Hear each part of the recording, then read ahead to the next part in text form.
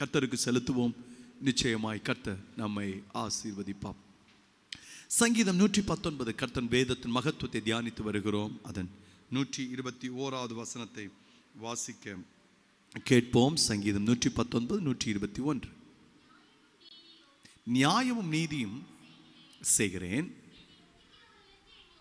என்னை ஒடுக்குகிறவர்களுக்கு என்னை ஒப்புக்கொடாதேயும். வசனத்தை எடுத்துட்டு எல்லாம் சேர்ந்து வாசிக்கலாமா? நியாயமும் நீதியும் செய்கிறேன், என்னை ஒடுக்குகிறவர்களுக்கு என்னை ஒப்புக்கொடாதேயும். சங்கீதக்காரன் தேவ வார்த்தை உணர்ந்து சொல்றான், ஆண்டவரே, என்னை ஒடுக்குகிறவனை சுற்றிலும் இருக்கிறார்கள், அவர்கள் என்னை ஒன்றும் பண்ண முடியாது நீர் ஒப்பு கொடுக்காதது வரையிலும். தேவன் ஒப்பு கொடுத்தால் அவர்கள் என்னை ஒடுக்க முடியும். அவர்கள் என்னை ஒடுக்காதபடிக்கு, நீர் என்னை அவர்களுடைய கரங்களை ஒப்பு கொடுக்காதபடிக்கு நான் 2 காரியத்தை செய்வேன். நான் நியாயத்தையும் நீதியையும் செய்வேன். பிள்ளைகளை, விசுவாசம் நல்லது. விசுவாசம் தேவனிடத்திலிருந்து நமக்கு நன்மைகளை கொண்டு வரும். நம்பிக்கை நல்லது, அது உன்னதத்தின் காரியங்களை நமக்கு வெளிப்படுத்தும். பரிசுத்தம் நல்லது, அது நம்மை சுத்தமாக பாதுகாத்துக் கொள்ளும். இவைகள் எல்லாம் தேவை. ஆனால் ஒரு மனிதனோடு பழகும்போது, நம்ம சமுதாயத்திலே பழகும்போது, தேவன் விரும்புகிற நீதி நியாயத்தை நாம் செய்தால் நம்மை சுதந்திரமாக அவர் விடுவார். நம்முடைய எல்லைகளை அவர் விரிவாக்குவார். தேவனுக்கு பிரியமற்ற காரியத்தை நாம் செய்தால், தேவனுக்கு பிரியமில்லாத நீதி, தேவனுக்கு பிரியமில்லாத நியாயத்தை நம்ம செய்தால், சங்கீதக்காரன் ஒன்றை உணர்ந்திருக்கிறான், ஒடுக்குகிறவர்கள் கையிலே ஆண்டவர் ஒப்பு கொடுத்து விடுவாராம். ஒடுக்குகிறவர்கள் என்ன செய்வார்கள்? இஸ்ரவேல் ஜனங்கள் ஒடுக்குகிறவர்கள் கையிலே ஒப்பு கொடுக்கப்பட்டார்கள். ஒப்பு கொடுக்கப்பட்டதனால் என்ன செய்யப்பட்டார்கள்? அவர்கள் வேலைப்பளு அதிகரித்தது. வேலை வேலை வேலைன்னே யோசித்துக்கிட்டு இருந்து வாழ்க்கையின் அடுத்த நிலைமை யோசிக்கவே முடியலை. அடுத்த நிலைமை என்ன? அவர்கள் இந்த அடிமைத்தனத்தை விட்டு வெளியே போக வேண்டும் என்று யோசிக்கவே முடியவில்லை. ஒடுக்குகிறவர்கள் அவர்களை வேலைப்படுவினால் ஒடுக்கினார்கள். சங்கீதக்காரன் இதை புரிந்து கேட்கிறான், ஆண்டவரே, அப்படிப்பட்ட ஒடுக்கத்திற்கு என்னை விட்டு கொடுக்காமல் நீர் என்னை ஆசீர்வதிப்பதற்கு ஆண்டவரே நீர் சகாயர். நான் உமக்கு ஒத்துழைக்கணும். நான் நீதியும் நியாயத்தையும் செய்ய வேண்டும். சங்கீதக்காரன் மிக அதிகமாக இதை அனுபவித்திருக்கிறார். வாசிங்க பார்க்கலாம். சங்கீதம் 56 1வது வசனம். சங்கீதம் 56 அதன் 1. யார் நம்மை ஒடுக்குகிறார்கள் என்று வேதத்தில் நாம் கவனிப்போம். 56 1. தேவனே எனக்கு இறங்கும், மனுஷன் என்னை விழுங்க பார்க்கிறான், நாள்தோறும் போர் செய்து என்னை ஒடுக்கலன்னு சேர்ந்து சொல்லுங்க. ஒடுக்கிறவன் என்ன செய்கிறானாம்? நாள்தோறும் போர் செய்து என்னை ஒடுக்குகிறான். கவனிங்கள், நாம் கர்த்தருடைய பாதையில் இருக்கும் பொழுது அநேக நேரத்தில் நமக்கு தெரியல, காரணம் என்ன தெரியல, ஆனால் நாள்தோறும் போர் செய்து நம்மை ஒடுக்குகிறார்கள். போர் செய்து எப்படி ஒடுக்குகிறார்கள்? அதே இதில் 5வது வசனம் இருக்கும். எப்படி போர் செய்யணும்னா, என்னுடைய வார்த்தைகளை நித்தமும் புரட்டுகிறார்கள். இந்த காலகட்டத்திலே நாம் எப்படி ஒடுக்கப்படுகிறோம் என்றால், நாம் ஒன்ன பேசியிருப்போம், ஒடுக்குகிற அந்த வார்த்தையை வேறு விதமாய் திரித்து விடுவான், நமக்கு விரோதமாய் திருப்பி விடுவான், நமக்கு விரோதமாய் தீங்கை கொண்டு வருவதற்கு பகையாய் பழியாய் அவன் எடுத்து விடுவான். இந்த காலகட்டத்தில் யாருக்கிட்ட பேசணும் கவனமாக தான் இருக்கணும். பேசும்போது எதை ஆன் பண்ணி வச்சிருக்கிறாங்கன்னு தெரியல, நம்மகிட்டே வார்த்தையை வாங்கி நம்மையே ஒடுக்குவதற்கு அவர்கள் எடுக்கிற முயற்சி. இதை மனுஷன் செய்வான், செய்யாமல் இருக்க மாட்டான். ஆனால் இதில் பாதுகாக்கப்பட வேண்டும் என்றால் தேவன் நம்மை அதற்கு விட்டு கொடுக்க கூடாது. அதற்கு நாம் நீதியும் நியாயம் செய்ய வேண்டும். சங்கீதக்காரன் இந்த 56வது சங்கீதத்தில் செய்த நீதியும் நியாயம் என்ன? 10வது வசனம். அதன் 10வது வசனத்தை நாம் வாசித்தால், தேவனை முன்னிட்டு அவருடைய வார்த்தைகளை புகழுவேன், கர்த்தரை முன்னிட்டு அவருடைய வார்த்தைகளை. இந்த 86வது சங்கீதமே, 56வது சங்கீதம் முழுவதும் இந்த ஒடுக்கப்பட்ட நடுவில் எப்படி வெற்றி பெற வார்த்தையை புரட்டுறாங்க. இதுக்கு நான் என்ன பண்ண முடியும்? நான் நல்லவேன்னு யார்கிட்ட இப்போ பேசிட்டு இருக்க மாட்டேன். என் வார்த்தை நான் சரியா தான் அப்படின்னு பேச மாட்டேன். மாறாக வேற ஒன்று பண்ணுவேன். உங்கள் வார்த்தையை புகழ்ந்து கொண்டே இருப்பேன். நாம் இந்த காலகட்டத்தில் அதைத்தான் ஆலயத்தில் செய்கிறோம். வேறு எதையும் யோசிக்கலை, கர்த்தருடைய வார்த்தையை புகழ்ந்து கொண்டே இருக்கிறோம். ஹல்லேலூயா. ஒடுக்குகிறவர் கையில், நம்முடைய வார்த்தைகளால் நம்மை எதிர்த்து போரிடுவர் கையிலிருந்து சபையை கர்த்தர் விடுவிப்பாராக. ஒவ்வொரு குடும்பங்களை கர்த்தர் விடுவிப்பாராக. ஹல்லேலூயா. கர்த்தருடைய விடுதலை ஆலயத்திற்கு வரும்படி கரங்களை தட்டி எல்லாரும் ஹல்லேலூயா கர்த்தருக்கு ஒரு நன்றி செலுத்துவோம். இயேசுவின் நாமத்தினால் நம்முடைய வார்த்தைகளை நாங்கள் உயர்த்துகிறோம் ஐயா. எங்களுக்கு விரோதமான வார்த்தைகள் அழிந்து போகட்டும். ஒடுக்கிற கைக்கு என்னை தப்பியும், நான் நியாயமும் நீதியும் செய்வேன். கவனிங்கள், வேதாமத்தில் 3 நியாயம் நாம் செய்தால், 3 நீதி நாம் செய்தால் ஒடுக்கிறவர் கையில் தப்பித்துக் கொள்ளலாம். முதல் நீதி என்ன? நாம் தரித்திரரை நன்றாக வைத்துக் கொள்ள வேண்டும். இல்லை, தரித்திரரை நாம் ஒடுக்கி விடக்கூடாது. முதல் நீதி இதுதான். வாசிங்க நீதிமொழிகள் 14 அதன் 31வது வசனம். நீதிமொழிகள் 14 அதன் 31வது வசனம். தரித்திரனை ஒடுக்குகிறவன் அவனை உண்டாக்குனவரை நிந்திக்கிறான், தரித்திரனுக்கு தயை செய்கிறவனோ அவரை கனம் பண்ணுகிறான். எல்லாம் சேர்ந்து சொல்லுவோமா? தரித்திரனை ஒடுக்குகிறவன் அவனை உண்டாக்குனவரை நிந்திக்கிறான், தரித்திரனுக்கு தயை செய்கிறவனோ அவரை கனம் பண்ணுகிறான். கவனியுங்கள், நாம் ஒடுக்கப்படாமல் இருக்க வேண்டும் என்றால் செய்ய வேண்டிய முதலாவது காரியம், நாம் தரித்திரர்களை ஒடுக்கக்கூடாது. பக்கத்தில் பார்த்து சொல்லுங்க, தரித்திரரை ஒடுக்கவே கூடாது. எப்படி தரித்திரரை ஒடுக்குவோம்? ஏழை வேறே, தரித்திரன் வேறு. ஏழை என்றால் ஓரளவுக்கு அவன்கிட்ட பணம் இருக்கும். தரித்திரன் என்றால் அவனுக்கு வாய்ப்பே இருக்காது. ஏன் தரித்திரர்களை தேவன் நம் நடுவில் வைக்கிறார்? ஏன் தரித்திரர்கள் நடுவில் தேவ பிள்ளைகளை கர்த்தர் வைக்கிறார் என்றால், அவர்கள் தான் நம்ம எக்ஸாமினர்ஸ், அதுதான் நம்ம கொஸ்டின் பேப்பர். அவர்களிடத்தில் நம்ம எப்படி பழகிறோம் அதை வைத்து கர்த்தர் நம்மை ஆசீர்வதிப்பாராம். அப்படியான பிள்ளைகளே, ஹல்லேலூயா, கர்த்தருக்கென்று நாம் உறுதியாக நிற்கும் பொழுது தரித்திரை ஒரு நாளும் நம் ஏளனமாக பேசிடக்கூடாது. சீ என்று என்ன செஞ்சிடக்கூடாதுன்னா ஒதுக்கி விடவே கூடாது. வேதாகமத்தில் எக்கச்சக்க தரித்திரர்கள் ஹல்லேலூயா இருந்ததை நம்ம வாசிக்க முடியும். இன்றைக்குள்ள நவநாகரிக உலகத்தில் என்ன போதிக்கிறாங்கன்னா, தரித்திரம் என்று சொன்னாலே அது ஆவிக்குரியதே கிடையாது என்று தவறாய் போதித்து விடுகிறார்கள். தரித்திரமும் ஆவிக்குரிய பக்கத்தில் இருக்கிறது. பரிசுத்தவான்கள் எல்லாம் ஒரு காலகட்டத்தில் தரித்திரம் அடைந்திருக்கிறார்கள். ஏன்? அந்த தரித்திரத்திலும் நான் சேவிக்கிற தேவனுக்கு நான் உறுதியாக நிற்பேன் என்று தேவன் மேல் தங்களுடைய நம்பிக்கை வைக்கிறார்களா இல்லையா என்று பார்ப்பதற்கு தேவன் அவர்களுக்கு தரித்திரத்தை கொடுத்திருப்பார். அந்த வேளையிலே நாம் ஒருவரை நிந்தித்து விடக்கூடாது. தரித்திரரை ஒடுக்குகிறவர் அவரை உண்டாக்குகிறவரை நிந்தித்து விடுகிறான் என்று நாம் பைபிளில் வாசிக்கிறோம். இன்னொரு இடத்துல இருக்கு பாருங்க, 22:16 தரித்திரர் ஒடுக்குனா நமக்கு என்ன செய்யணும்னா குறைச்சல் வரும். அவருடைய குறைச்சலை நம்ம அவர்களுக்கு உதவி செய்ய வேண்டும். வாசிங்க 22:16. தனக்கு அதிகம் உண்டாக தரித்திரனை ஒடுக்குகிறவன் தனக்கு குறைச்சல் உண்டாகவே ஐஸ்வர்யவானுக்கு கொடுப்பான். அப்படியானால் எங்கோ ஒருத்தர் தரித்திரன் இருக்கான், இவனுக்கிட்ட அடிச்சு பிடிச்சி பேசி வாங்கிடலாம் அப்படின்னு அவனை ஏமாற்ற நினைத்தால் 22:16 தனக்கு அதிகம் உண்டாக தரித்திரனை ஒடுக்குகிறவன் தனக்கு குறைச்சல் உண்டாகவே ஐஸ்வர்யவானுக்கு கொடுப்பான். பிள்ளைகளே, நம் கர்த்தரை நல்லா ஆராதிக்கும் போது தரித்திரரை குறித்ததான் ஒரு நினைவு நமக்கு எப்போதும் இருக்க வேண்டும். ஆமென், ஹல்லேலூயா. புதிய ஏற்பாட்டில் எங்கே ரட்சிப்பு உண்டாயிற்றோ அந்த ரட்சிப்புண்டான சபைக்கு சொல்லப்பட்ட ஒரே ஒரு அப்போஸ்தல உபதேசம் இதுதான், தரித்திரரை நினைத்துக் கொள்ளுங்கள். கலாத்தியர் 2வது அதிகாரம் 10வது வசனத்தை வாசித்து பாருங்க. கலாத்தியர் 2:10.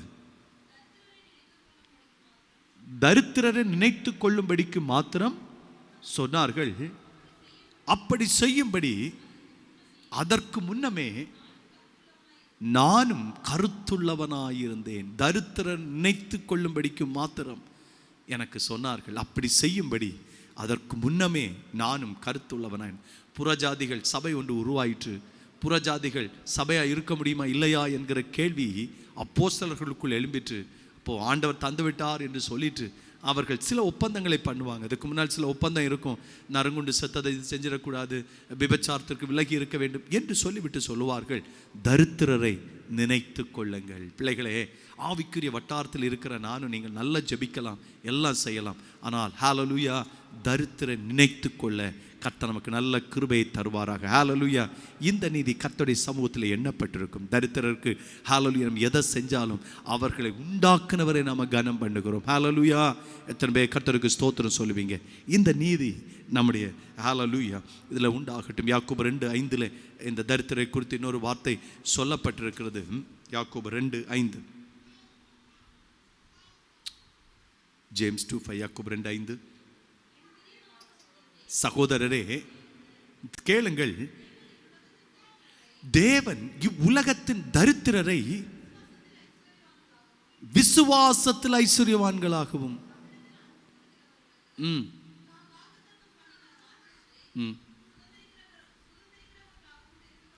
தெரிந்து கொள்ளவில்லையா? என் பிரியமான சகோதரரை கேளுங்கள், தேவன் இவ்வுலகத்தில் தரித்திரரை விசுவாசத்தில் ஐஸ்வர்யவான்களாகவும்.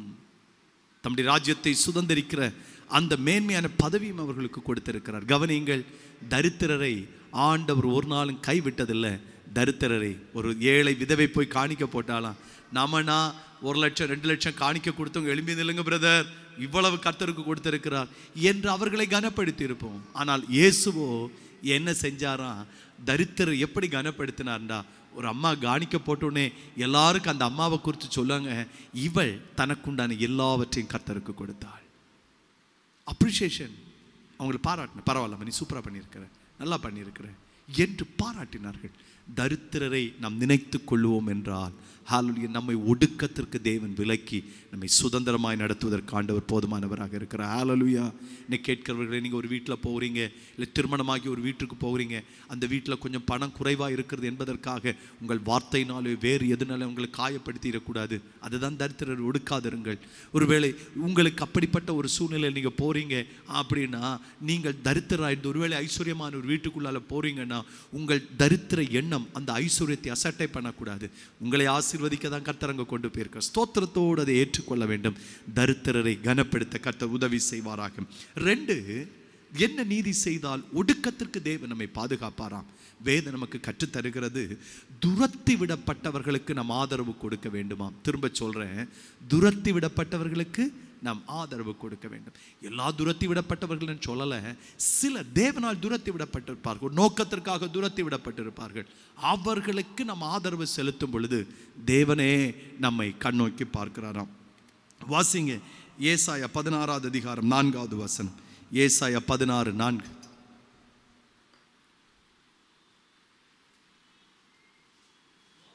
மோவாபே, துரத்தி விடப்பட்ட என் ஜனங்கள் உன்னிடத்தில் தங்கட்டும், சங்கரிக்கிறவனுக்கு தப்ப அவர்களுக்கு அடைக்கலமாயிரு, ஒடுக்குகிறவனுக்கு இல்லாம போவான், சங்கரிப்பு ஒளிந்து போவும், மிதிக்கிறவர்கள் தேசத்தில் இராதபடிக்கு அழிந்து போவார்கள். இஸ்ரவேல் ஜனங்கள் மேல் ஆண்டவருக்கு பெருத்த கோபம் வந்துச்சு. கோபம் வந்தனால் துரத்தி விட்டார். ஓடி போங்க எல்லாரும், இஸ்ரவேலுக்குள்ள நீங்க இருக்கக்கூடாது அப்படின்னு எல்லாரும் ஓடி போனார்கள். சிதறண்டு போனவர்கள் மோவாபில் போய் இருக்கிறாங்க. மோவாப் பட்டணத்திற்கு ஆண்டவர் சொல்லுகிறார், மோவாபே நான் துரத்தி விட்டேன், அவங்க உங்ககிட்ட வந்து அடைக்கலமா இருக்கட்டும், அவர்களுக்கு நீ அடைக்கலம் கொடு, அவர்கள் அங்கே பாதுகாப்பா இருக்கட்டும், அவர்கள் மரணத்துக்கு தப்பி உன்கிட்ட இருக்கட்டும். நீ செய்ய வேண்டியது என்ன?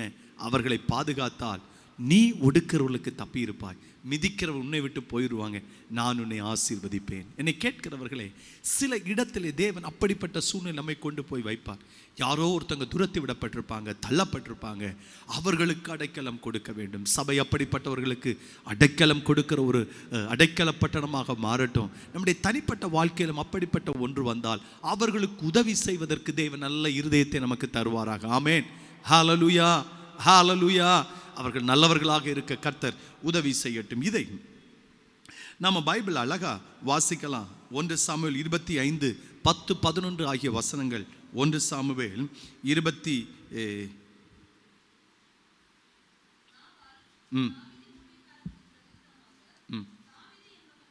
தாவீது என்பவன் யார்? ஈசாயின் குமாரன் யார்? தங்கள் எஜமான்களை விட்டு ஓடி போகிற வேலைக்காரர்கள் இந்நாளில் அநேகர் உண்டு. நமக்கு தெரியும் இந்த சம்பவம். தாவீது சவுலுக்கு பயந்து ஓடி ஒளிச்சு எங்க வந்திருக்கிறான்? ஒரு வனாந்திரத்திலே வந்திருக்கிறான். இந்த வனாந்திரத்திலே தாவீதுக்கு ஆதரவாக யாரும் இருக்கல.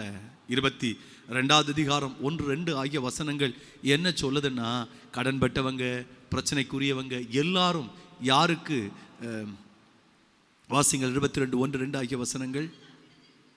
தப்பி கெபிக்கு போனான், கேட்டு அங்கே அவனிடத்திற்கு போனார்கள். ஒடுக்கப்பட்டவர்கள், கடன்பட்டவர்கள், முறுமுறுக்கிறவர்கள் யாவரும் அவனோடு கூடிக்கொண்டார்கள். அவன் அவருக்கு தலைவனானான். ஏறக்குறைய 400 பேர். தாவீது ஓடி போனாரா? ஓடிப்போன தாவீது ஒடுக்கப்பட்டவர்கள், கடன்பட்டவர்கள், இப்படிப்பட்ட முறுமுறுக்கிற ஜனத்தோடு சேர்ந்து இருந்தானா? அப்பா அம்மாவும் கூட வந்துட்டாங்க. இந்த தாவீதுக்கு என்ன பண்ணுன்னு தெரியல. கீழே வசனத்தை வாசித்தா தெரியும். மோபாவின் ராஜாவிடத்தில் போய் கேட்கிறேன், ஐயா என் நிலைமை என்ன ஆகும்னு எனக்கு தெரியலை, எங்கள் அப்பா அம்மாவை கொஞ்சம் கவனிச்சுக்கோங்க, பாதுகாப்பாக வச்சுக்கோங்க என்று கேட்க அந்த மோபாப் அவர்களுக்கு வாசலை திறந்து கொடுத்துச்சு.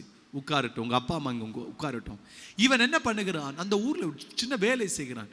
இவனாக வாலண்டியரா போய் யாருடைய ஆடுக்கு அந்த சேதம் வந்துடக்கூடாது, தேசம் பாதுகாப்பாக இருக்க வேண்டும், தேசத்தில் நீதி நடக்க வேண்டும் என்று நீதிக்காக இந்த ஒடுக்கப்பட்டவர்கள், கடன்பட்டவர்கள், முறுமுறுக்கிறவர்கள் சேர்ந்து போராடுறான். ஒரு நாளில் பசி வந்துச்சு. அங்கே அதிபதியாக இருந்தவன் நாபால்கிட்ட ஆள் அனுப்புகிறான். எப்பா கொஞ்சம் சாப்பாடை கொடுத்து விட, நல்ல நாளாக இருக்கிறது அப்படின்னோட நாபால் இந்த தாவீதை பயங்கர மோசமாக பேசுவான். அவன் சொல்லுவான், இந்த நாட்களில் தன் எஜமான விட்டு ஓடி வரவங்க எக்கச்சக்கம் பேர் இருக்கான், உனக்கு நான் இதுக்கு தர வேண்டும் என்று.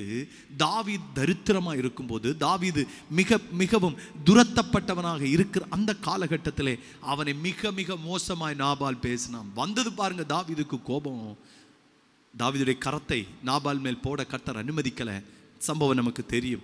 நாபால் அதற்கு பிறகு வாழ்ந்திருக்கல, அவன் வியாதியினால் ஒடுக்கப்பட்டு போனான். பிள்ளைகளே, யாரோ ஒருத்தங்க துரத்தப்பட்டவர்களாய் நம் நடுவிலே உதவிக்காக வந்தார்கள் என்றால், ஹல்லேலூயா, நம்மால் முடிந்த உதவி அவர்களுக்கு செய்து அவர்களை ஆதரித்தால், ஆனால் அது ஆண்டவருடைய நாமத்தில் இருக்கணும்.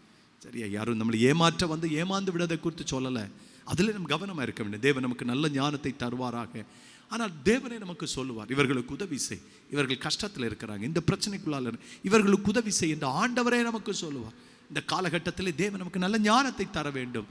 பிசாசு என்ன பண்ணுறான்னா, பிசாசுக்கு தெரியும் நாம் ஒடுக்கப்பட்டவர்களுக்கு உதவி செஞ்சாச்சுன்னா கர்த்தர் நம்மை ஒடுக்கத்திற்கு விட்டு கொடுக்க மாட்டார், துரத்தப்பட்டவர்களுக்கு உதவி செய்தால் கர்த்தர் நம்மை ஒடுக்கத்திற்கு விட்டு கொடுக்க மாட்டார் என்று அவன் தெரிந்து, நல்ல துரத்தப்பட்டவர்களுக்கு உதவி செய்யாமல் பொல்லாதவர்களுக்கு உதவி செய்ய நல்ல வாய்ப்பை நமக்கு தருவான்.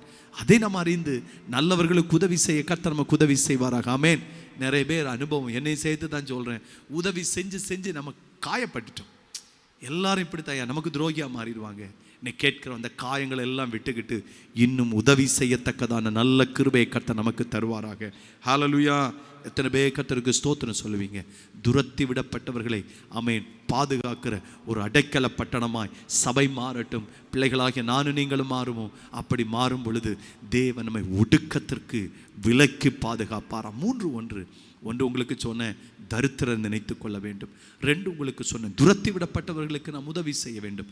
3 வேதம் நமக்கு சொல்லுகிறது, ஐஸ்வர்யவான்களுக்கு ரொம்ப இடம் கொடுக்கக்கூடாது. திரும்ப சொல்கிறேன், ஐஸ்வர்யவான்களை கொஞ்சம் கண்ட்ரோலில் வச்சுருக்கணும். ஐஸ்வர்யவான்களை ரொம்ப தலைக்கு மேலே தூக்கி வைக்கவே கூடாது. வாசிங்க பார்க்கலாம். யாக்கோபு 2வது அதிகாரம் 6வது வசனம். யாக்கோபு 2:6. நீங்களோ தரித்திரரை கனவீனம் பண்ணுகிறீர்கள், ஐஸ்வர்யவான்கள் அல்லவா உங்களை ஒடுக்குகிறார்கள், அவர்கள் அல்லவோ உங்களை நியாயாசனங்களுக்கு முன்பாக இழுக்கிறார்கள். யாக்கோபு தேவ ஞானத்தினால நிரம்பி சொல்றாரு, உங்க நடவடிக்கை எப்படி இருக்குன்னா, தரித்திரரை நீங்க என்ன பண்றீங்க, கனவீனம் பண்றீங்க, ஐஸ்வர்யவான்களை என்ன பண்றீங்கன்னா தூக்கி தலைக்கு மேல வைக்கிறீங்க. அப்படி பண்ணாதீங்க. தரித்திரருக்கு உதவி செய்வோம், ஐஸ்வர்யவான்களை சாதாரண மனிதனாக பாவிப்போம். நம்ம நிறைய நேரத்தில் ஆலயத்திற்குள்ளால் வரும் பொழுது எல்லாரும் எப்படித்தான் வரணும்னா தேவ பிள்ளைகளாகத்தான் வர வேண்டும். எல்லாருக்கும் ஒவ்வொரு டிகினிட்டி இருக்கலாம். எந்த டிகினிட்டி இருந்தாலும் சரி, ஆலயத்திற்குள்ளால் வரும் பொழுது நம்ம டிகினிட்டி உள்ள வரவே கூடாது. தேவ பிள்ளை என்கிற ஒன்றே உண்டு தான் ஆலயத்திற்குள்ளாக வர வேண்டும். சில சபைகளை கவனித்து பார்த்துருக்கிறேன், அவங்களுக்கு பயங்கர பெருமை. எங்கள் சர்ச்சில் ஒரு சபையில் சொன்னாங்க, எங்கள் சர்ச்சில் 18 டாக்டர்ஸ் இருக்கிறாங்க. ரொம்ப சந்தோஷம். ஆனால் டாக்டர்ஸ் என்பது அது மருத்துவமனைக்கு, அந்த டாக்டரை வச்சு சபையில் என்ன பண்ணுறது? சபையில் அவர்கள் தேவ பிள்ளைகள், மருத்துவத்தை எல்லாம் அங்கே வச்சுக்கட்டும். இங்கே வந்தால் எல்லாரும் ஒன்றுக்கொன்று ஐக்கியப்பட்டிருக்க கர்த்தர் உதவி செய்வாராக. ஹல்லேலூயா. இந்த காலகட்டத்தில் நாம் இருக்கிற காலகட்டம், பிள்ளைகளை சபை எப்படியோ போய் கொண்டிருக்கிறது. தேவ பிள்ளைகளாகிய நானும் நீங்களும் கவனமாக இருக்க தேவன் நமக்கு நல்ல உதவி செய்வாராக. வெளிப்படுத்தல் 18வது அதிகாரம் 15 மற்றும் 16 ஆகிய வசனங்களை வாசிங்க பார்க்கலாம். வெளிப்படுத்தல் 18, 15, 16 ஆகிய வசனங்கள். இப்படிப்பட்டவைகளை கொண்டு வர்த்தகம் பண்ணி அவளால் ஐஸ்வர்யவான்கள் ஆவார்கள், பயந்து தூரத்தில் நின்று. நீங்க அந்த அதிகாரம் முழுவதும் வாசித்து பார்த்தா தெரியும். வியாபாரம் என்று சொல்வது, ஒருவன் வியாபாரத்தில் ஐஸ்வர்யவானாக வேண்டும் என்றால் அவனுக்கு யார் உதவி செய்யணும்? பாபிலோன் உதவி செய்ய வேண்டும். பாபிலோன் தான் வியாபாரத்திற்கு பெயர் பெற்றது. பாபிலோன் என்றால் என்ன? பேய்களின் குடியிருப்பு. பேய் பிசாசு உதவி செய்யாம பிசினஸ்ல ஒரு லெவலுக்கு மேல உங்களால் என்ன செய்ய முடியாது? வளரவே முடியாது. ஆமாவா இல்லையா? இல்லை அப்படியே என்னை பார்க்குறீங்க? என்னை கவனிக்கிற அன்பு தேவனுடைய பிள்ளைகளே, பூமியில ஒரு லெவலுக்கு மேல பிசினஸ்ல வளர்றோம் அப்படின்னாலே ஆண்டவர் உதவி செய்கிறது இல்லை. அதுக்கு பின்னால உதவி செய்கிறது எதுதான் உதவி செய்கிறதுனா 2 இடத்துல வாசிக்க முடியும். வெளிப்படத்தில் வாசிக்கிறீங்க, இதைத்தான் எசேக்கியேல் 27வது அதிகாரம் 33 34 வாசிப்பீங்க. அவள் உதவி செய்யாவிட்டால், பாபிலோன் உதவி செய்யாவிட்டால் நீங்கள் அந்த வியாபாரத்தினால் ஐஸ்வர்யங்களை மாற முடியாது. அதுதான் அதுடைய ஐக்கியம்.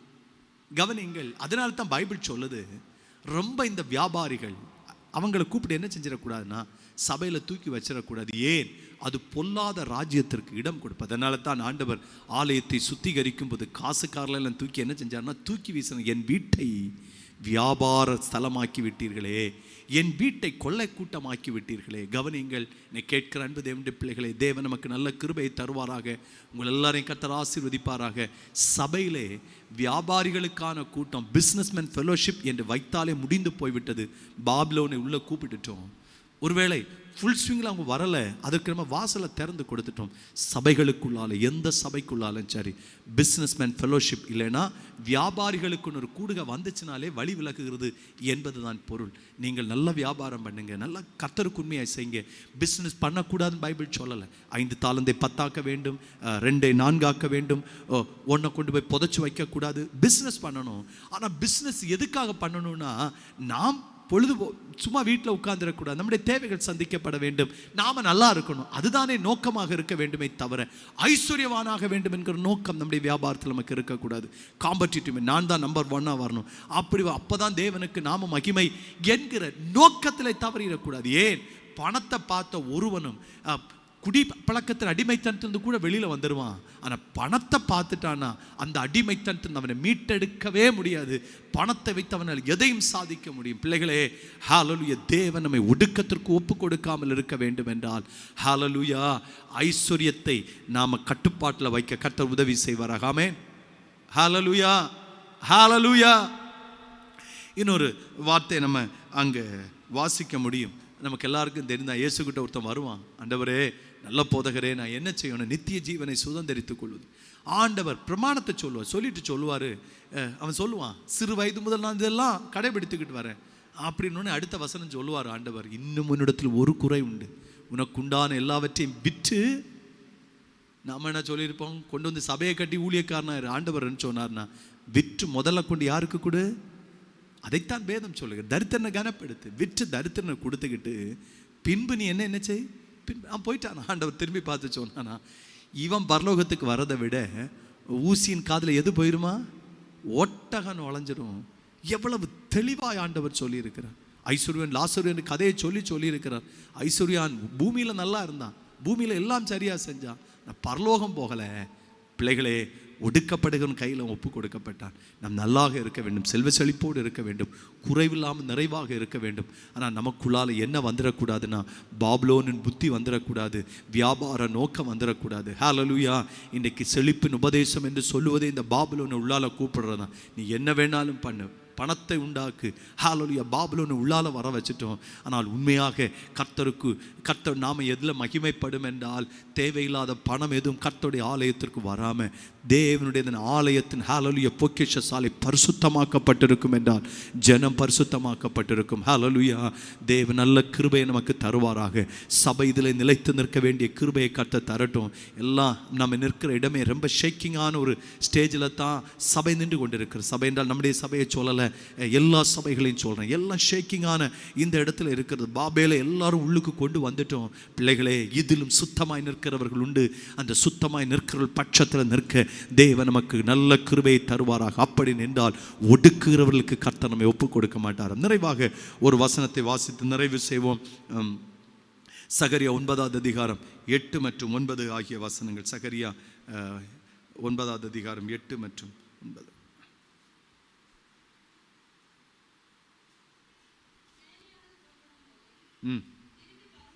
திரும்பி வரும்போதும் என் ஆலயம் காக்கப்படும்படி போடுவேன், இனி ஒடுக்குகிறவன் கடந்து வருவதில்லை. ஹல்லேலூயா. தேவன் சபைக்கு கொடுக்கிற வார்த்தையை பாருங்க. ஆலயத்தை சுற்றிலும் காக்கும்படி பாளையம் போடுவேன், இனி ஒடுக்குகிறவன் அவர்களிடத்தில் கடந்து வருவது இல்லை. ஆமென். ஒருவேளை ஒடுக்கப்பட்டிருக்கலாம், வார்த்தையினால் ஒடுக்கப்பட்டிருக்கலாம், ஏதோ காரியத்தில் இருக்கலாம். இந்த ஜெப நாட்களில் பிள்ளைகளே, ஹல்லேலூயா, ஒடுக்கத்திற்கு தேவன் நம்மை விலக்க வேண்டும். தேவ பாதுகாப்பு நமக்கு வேண்டும். தேவ பாதுகாப்பு நமக்கு வேண்டும் என்றால் ஹல்லேலூயா, தரித்திரரையும் கனப்படுத்தி, நான் இப்படி சொல்லுவேன், ஐஸ்வர்யவான்களையும் வெறுத்திடக்கூடாது. ஐஸ்வர்யவான்களும் அவர்களுக்கு கொடுக்க வேண்டிய இடத்தை கொடுத்து, ஹல்லேலூயா, துரத்தப்பட்டவர்களுக்கும் உதவி செய்து மற்றவருடைய காரியத்தில் கொஞ்சம் நம்மை ஈடுபடுத்தி கொண்டால் நம்மை ஒடுக்கிறவன் கைந்து விலக்கி நம்மை பாதுகாத்து நம்மை உயர்த்துவதற்கு தேவன் போதுமானவர். நம்முடைய தலைமுறைகளை கர்த்தர் ஒடுக்கிறவன் கைக்கு பாதுகாப்பாராக, சபையை ஒடுக்கிறவன் கைக்கு பாதுகாப்பாராக. இந்த நீதியிலே நிற்க வேண்டிய கிருபையை கர்த்தர் நமக்கு தரட்டும். எழுந்து நிற்போம், கர்த்தருக்கு நன்றி சொல்லுவோம்.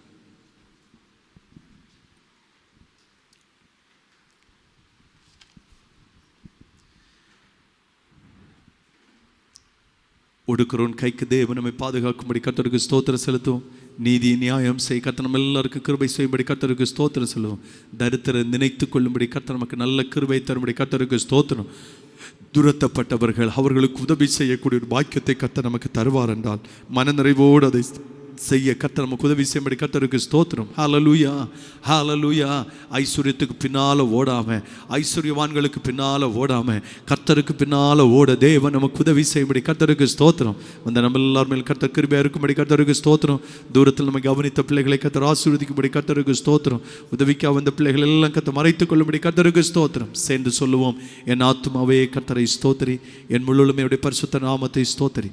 என் ஆத்துமாவே கர்த்தரை ஸ்தோத்திரி, கர்த்தர் செய்த சகல உபகாரங்களை மறவாதே. ஆமென். ஹல்லேலூயா. வந்த யாவருக்கு நன்றி. கர்த்தர் தாமே உங்களை ஆசீர்வதிப்பார்.